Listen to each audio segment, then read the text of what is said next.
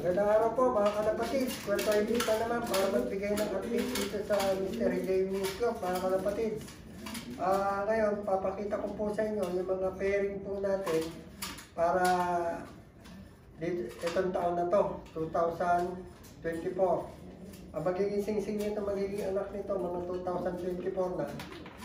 Hindi ko alam kung sasali po sila sa kaya naman. Kasi kasama ko po rito yung dating lukman dito na pinabitan ko noon, ngayon bumalik. Naka-member po kasi siya dito sa club po ng Osaka. Kaya hindi ko lang alam po kung sasali sila ngayong taon na to. Tapos papasilip ko po sa inyo yung mga pairing po namin dito sa Hideo News Club.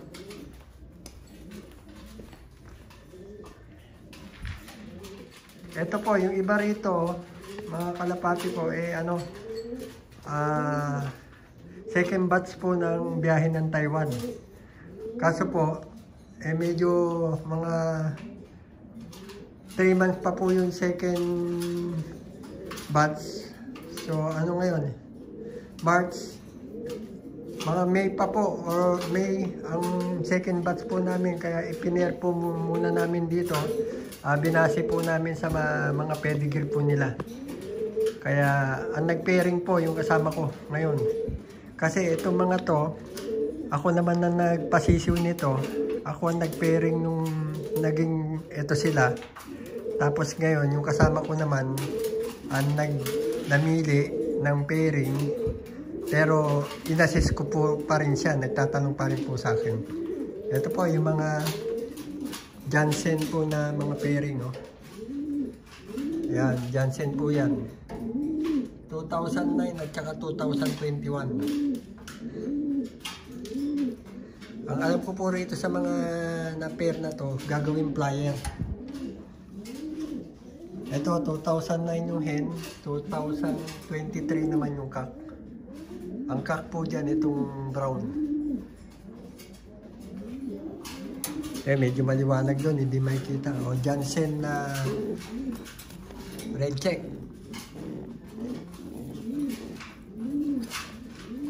Ito, ang ano ko to, choice ko rin to sa pairing. Ito, isang 2018 saka isang 2029.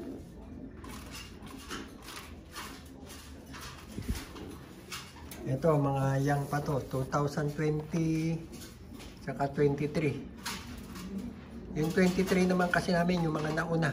Kaya sabi ko pwede nang gamitin na taon na rin ang inabot nila. Ito yung mga personal choice ko to.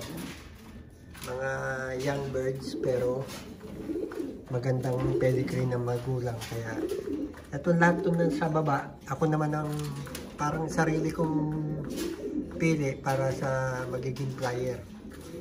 Kung ikakarera, titignan natin kung yung pili nung kasama ko o yung pili ko ang saswertehin. Pakita ko muna sa inyo yung mga pili ko. Yan, pili po ni Kuya Toybits yan.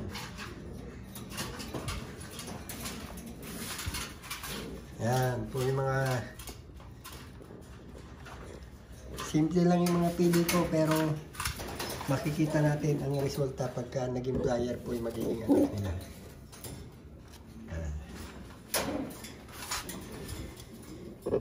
Yan, sariling pili po ni Kuya Toybits.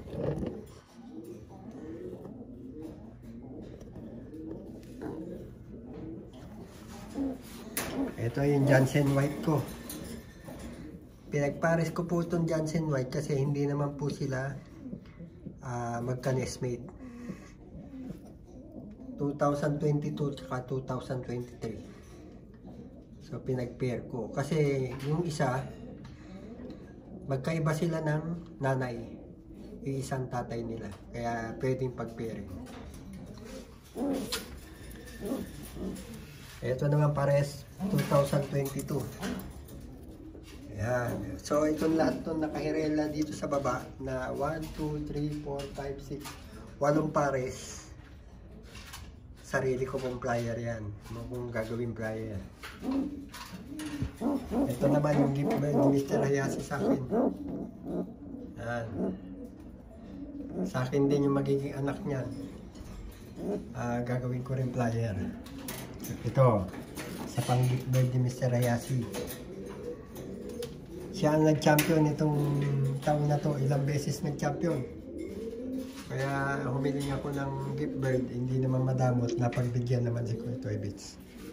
Maliwanag po yan. Hindi nyo gano'ng matanong ang kalapati. Medyo madilim. Kasi nakaharap tayo sa liwanag. 2013 ang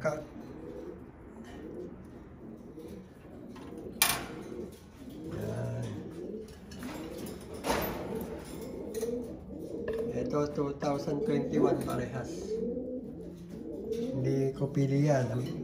Pili nung kasama ko yan. Pero pag namimili po yung kasama ko, nagtatanong din sa akin kung magandang i-match. Kasi yung mga dating binread ko, nung umalis siya rito, halos 8 years ago, nung pinalitan ko siya, at padalaw-dalaw na lang dito, halos lahat po ng mga binread ko na nabili ng mga local buyer, ay maganda naman po ang resulta. Ako to, pinalitan niya tato Ito, pili ko po ito eh. Ito po, ako ni 319, yung hen, ay ng kak. Pati yung hen. Pero, magkaibang nanay nila, kaya pinagpihak ko. May itlog niya.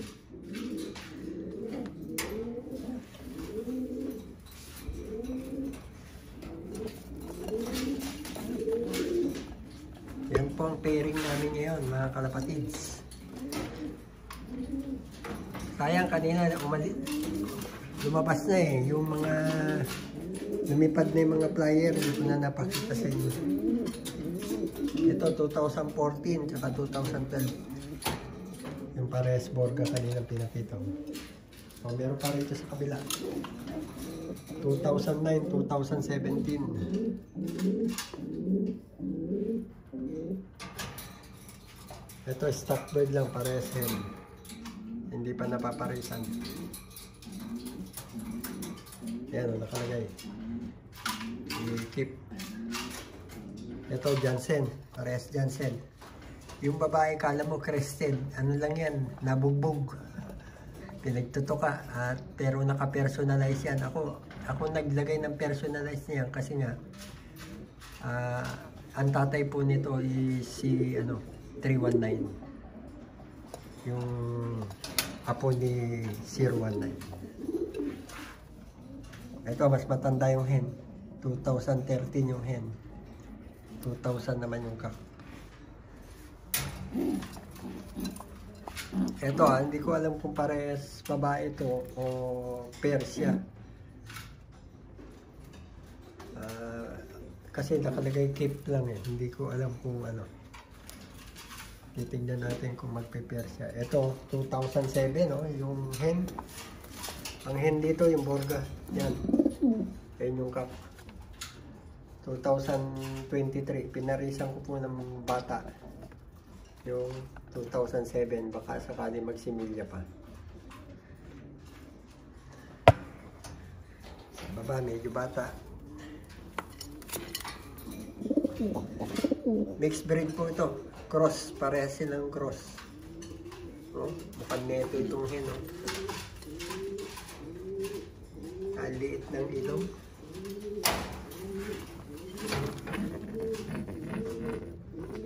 Ito naman, 2020 tsaka 21. So, labas po tayo. Titignan natin yung mga plier. Samahan niyo po ako.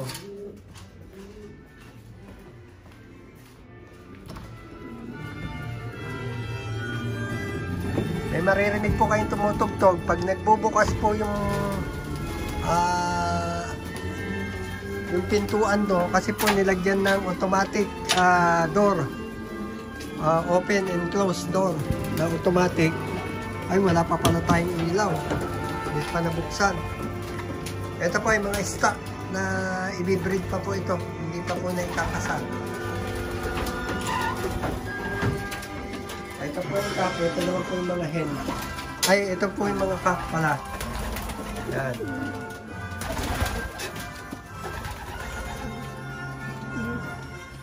Ito naman yung mga hen. Kami yung kasama ko ha, naglagay siya sa sound para pagka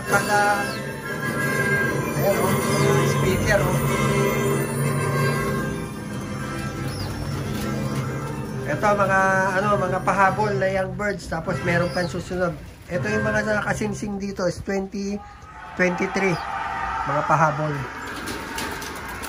Ito na yung mga flyer o. Nagsipasok na sila. Ayun, may mga speaker, naririnig yung tumutunog para masanay sila pagka may lipad na. Yan, nakamonitor sila ng CCTV. Ito, meron din CCTV para sa feeding. Dahil ang ginagamit po rito yung automatic feeder. Ito po yung automatic door, open and close, naka-timer.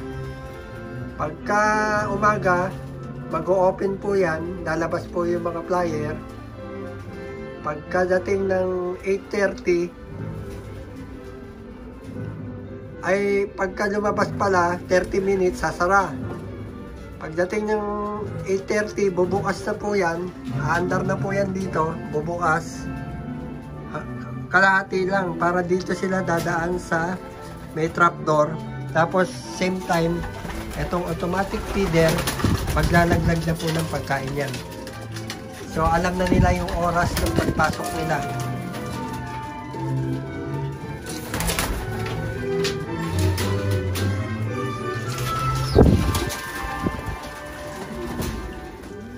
So, tignan po natin yung doon pa sa kabilang breeder na sinalpak nung ng kasama ko. Hindi na naman nagsara ng pinto. Mamaya humangin, may makawala na naman. Ilang beses na po nag-i-inventory. Ito minsan, nabuksan ng hangin nung wala pa ito. Merong 9 o 10 nakawala. Kasama sa napili ng mga Taiwanese po yun sa auction. Nagalit sila. Pinagalitan si matanda. Tsaka yung kasama ko. Salanan nila yan ha. Hindi nila sinasara eh. Ito, pinag-pair-pair po namin dito sa mga bali colony breeding to. Ito po, pinag-pair po namin dyan. Siguro 15 days. Ngayon, binuksan, bumabalik naman na. Yan. Itong iba, mga bago. Pwede na siguro buksan yan at alam na nila, kabisado na nila yung pagbalik dun sa kanilang kulungan. Dati itong ginagamit ng matanda. Ito po yung Gordon section po namin. Yan. Ito po mga to, pagkatapos mag-breed dito, kasama rin po sa second batch to, mga napili po ng mga Taiwanese po to. Kaya, dinread muna habang hinihintay yung biyahe po nila. Napakahirap po sa quarantine. Sa last day po namin sa March 13, February 13 po nung dinala namin yung mga kalapate sa quarantine office. March 13 po ang last, diretso na po sila sa airport. Papunta po ng Singapore, via Singapore to Taiwan. Yun po ang magiging biyahe ng 165 birds na nauna sa auction, at ito naman na yung mga susunod. Sana ganun din ang bilang kasi pag marami, ang hirap po na naman. So, sa labas po tayo. Pakita ko po, tignan natin kung lilipad yung mga flyer para masilip nyo. Sobra lamig po rito. Tignan natin yung tubig. Tignan yung nagingay, no? Ayun, yung mga flyer naglilipad pa. Grabe na po sila lumipad yung iba. Maabot na. Kanina pa yan. Ayun, napapuro-puro, no? Pagod na. Halos ang oras may gitna. Nawala kanina eh. Ngayon pa lang nagbalikan, no? Lumadapo pa sila. Sa susunod yan, ano na. Didisiplinahin na yan. Ito, May tubig. Tingnan natin kung may ice. Oh, ice na po, oh. Sobrang lamig. Oh, nag-yelo. Yan, yelo na yan. So, nilagyan na naman ng CCTV rito para yung pag-arrival ng mga kalapate na mamonitor. Yan. Yan, oh, nilagyan na naman. Kasi yan po yung kanilang trap.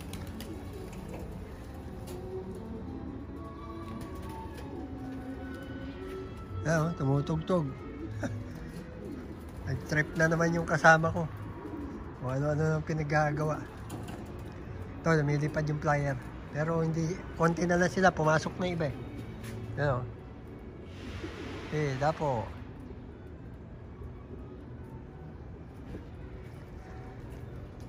Ano na to? Nakakapag-train na sila ng 20 kilometers. Okay naman ang resulta. Nakakabalik naman po na silang lahat. Luman-luma na yung kulungan ni Amo. Ano na raw to? Asa 60 years old na tong kulungan niya. Pati nandun sa kabila doon. Andun yung 300 birds na second batch. Kasama tong mga to, inano lang namin, ibibreed lang yung iba. Yun, sa kabilang kulungan. Sa kabilang building nung matanda na may elevator.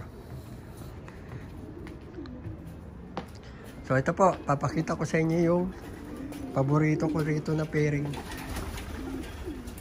Yung unang itlog po, hindi pinisian eh. Kasi bagong pair, at saka hindi ko alam kung bakit hindi pinisian. Ngayon, dito sila. Dadalawa na lang sila rito, ang laki ng kulungan nila. Ang tawag ko nga rito sa mga brown na to, si King at saka si Queen. Kasi apakalaki nung ano nila, mansion. Si King and Queen. Tingnan nyo kung gaano kagandang kulay nila. Yun, chocolate na chocolate. Ito ang isa, medyo chocolate na nag-checkered. Ito namang isa, talagang chocolate to. Ganda.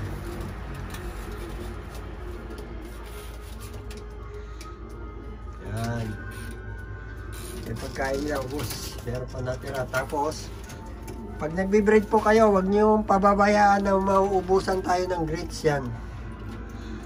Dagdag calcium po nila yan. Tsaka isa pa, pagka sakaling nagkaroon ng inakay at napisa yung anak, naku, makikita nyo ang takaw nila sa ganyan. Sinusubo nila sa anak nila. So, ito po si King and Queen. Tinawag kong King and Queen to kasi nga yung napakaluwag nitong kulungan nila. Kumbaga sa nasa VIP breeding sila. Sinasara ko po kasi yung mga maya, pumapasok. Mamaya papakawalan ko yan pagtas nila kumain.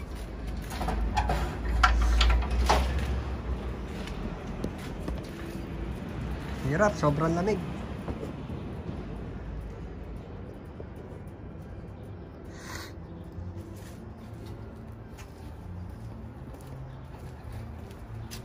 So hanggang dito na lang po mga kalapatids. Dito na po natin tatapusin itong update po ni Kuya Toybis dito sa Mystery Reunion Slope mga kalapatids. Sana wag po kayo magsasawa. Like, share, and subscribe na lang po mga kalapatids. At i-follow nyo na rin po yung aking reel.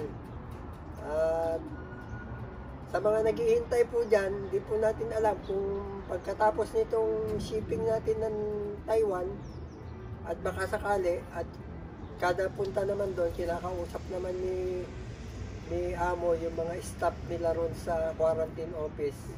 Baka sakali mapagbigyan na po tayo. At sa Pilipinas naman, walang problema. Dito po sa Japan, ang problema, sabi ng mga Hapon, aproban lang po nila ang papeles na galing Pinas. Yung Pilipinas naman, baliktad. Kaya hindi po natin alam kung sino susundin po natin. So hanggang dito na lang po at nag-iipara na naman yung mga flyer natin. At maraming po salamat sa walang sawang tumatangkilik sa YouTube channel po ni Kuya Toybis. Sana po like, share, and subscribe po. Maraming po salamat. Arigato po. Salamat.